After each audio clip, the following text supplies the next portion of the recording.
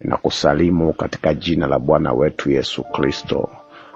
Bwana ni mwema sana, yeye ambaye anastahili kupokea heshima, utukufu na uweza, kwa kuwa ndiye aliyeviumba vitu vyote, na kwa sababu ya mapenzi yake vilikuwako navyo vikaumbwa. Karibu katika tafakari ya Zaburi, na leo tunatafakari Zaburi 34 mstari ule wa kwanza, na somo linasema sifa na utukufu ni mali ya Mungu peke yake.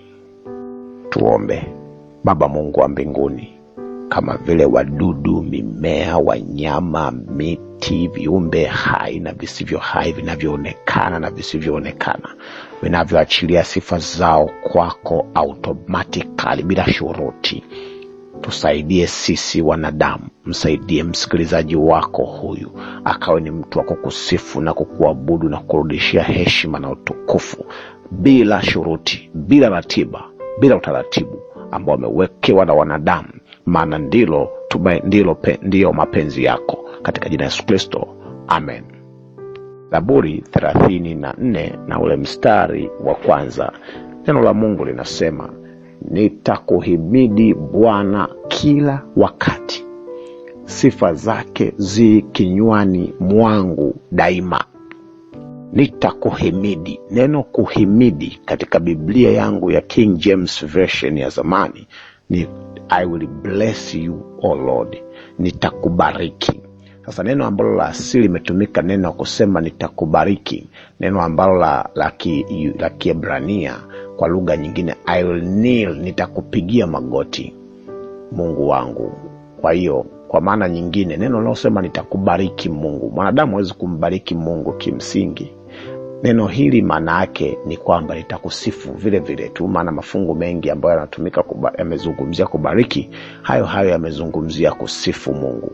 Yani kwa maana nyingine nitakubariki, nitakuhimidi. Ndio maana ametumia neno nitakuhimidi, kwa maana ya kwamba utatambua utajiri wake na uwezo wake usio na kikomo, utatoa shukurani. Neno hili linaongelea ukuu wake na uzuri wa Mungu, na kwa akili timamu unaamua kabisa kutambua yeye Mungu ndiyo mkuu kuliko vyote ulivyo navyo.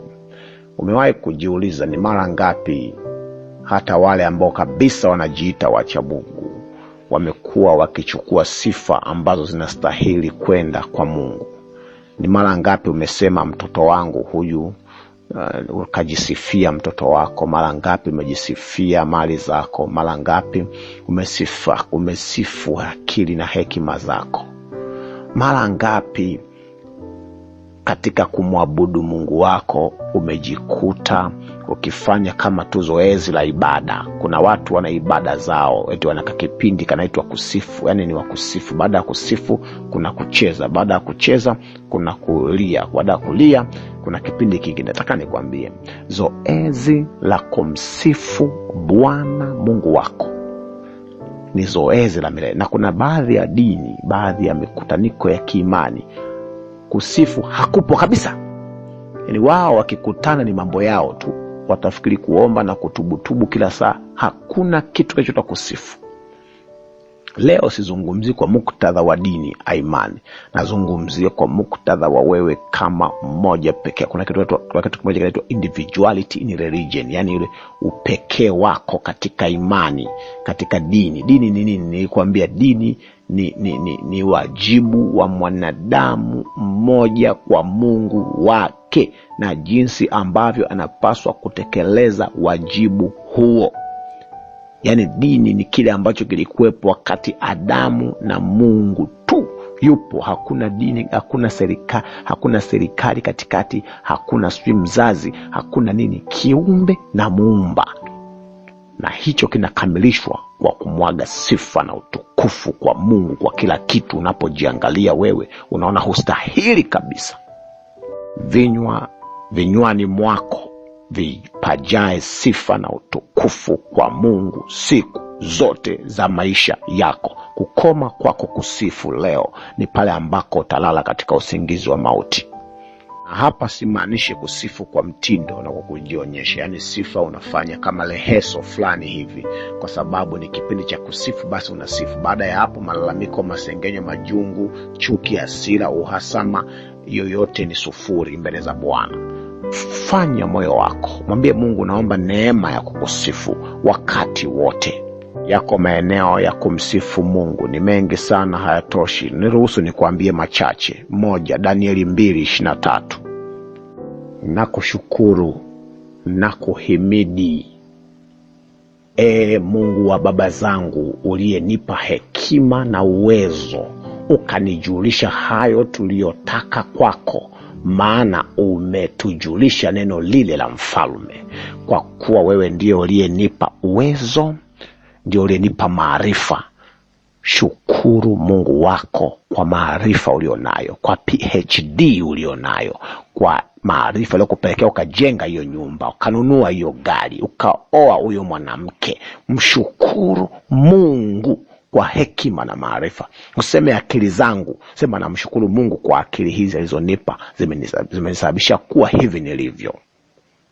2, Isaya 25:1. Bwana, wewe Mungu wangu, nitakutukuza na kulihimidi jina lako, kwa kuwa umetenda mambo ya ajabu. Mungu amekutendea mambo ya ajabu. Ulipaswa awezekana wakati fulani ufe kwenye ile ajali. Ilikuwa siku ile wakati unajifungua ile mtoto, damu ilipopungua, utakiwa ufe wewe mwanamke. Ilitakiwa wewe ukiwa mdogo, awezekana ungelogwa na kuchukuliwa kichawi, lakini Mungu alikuhifadhi, akafanya mambo ya ajabu. Uwepo wako ni ajabu. Inawezekana ile corona ingekuchukua, inawezekana ugonjwa ule ungekuchukua, Mungu akakutunza. Mshukuru Mungu kwa sababu amefanya mambo ya ajabu. Jiulize ni mambo gani ya ajabu amekufanyia, kisha msifu Mungu wako. 3, Zaburi 150:6. Kila mwenye pumzi na msifu Bwana. Haleluya. Msifu Mungu kwa pumzi ya uhai aliyokupatia. Wenzako wako wanatumia mitungi ya oksijeni. Wenzako wako makaburini wanatamani kupumua, lakini wamekufa na kulala katika usingizi wa mauti. Msifu Mungu. Usijisifie uzima. Msifu Mungu kwa uzima ulionao.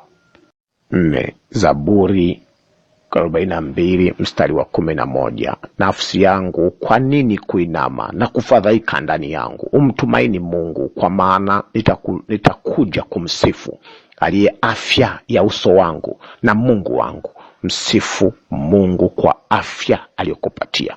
Lakini kama unapitia vipindi vigumu ambavyo vinaleta majonzi katika maisha yako, hivyo vipindi navyo ni nafasi ya kumsifu Mungu. Mwambie Mungu, nafsi yangu, iambie nafsi, kwa nini unainama? Msifu Bwana, atakuinua kutoka katika majonzi na hali unazopitia.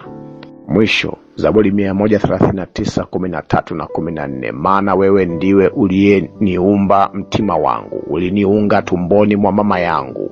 Nitakushukuru kwa kuwa nimeumbwa kwa jinsi ya ajabu ya kutisha. Matendo yako ni ya ajabu, nafsi yangu yajua sana. Mtukuze Mungu kwa vile ambavyo amekupitisha tumboni kwa mama yako. Yawezekana angepata kichaa cha mimba, yawezekana mimba ingekaa nje ya mji wa uzazi ukatolewa wewe, lakini Mungu akakutunza, akafunga mifupa yako, akakutengeneza ukatoka. Kuwa mtu wa sifa ya kwa Mungu. Acha kujisifu.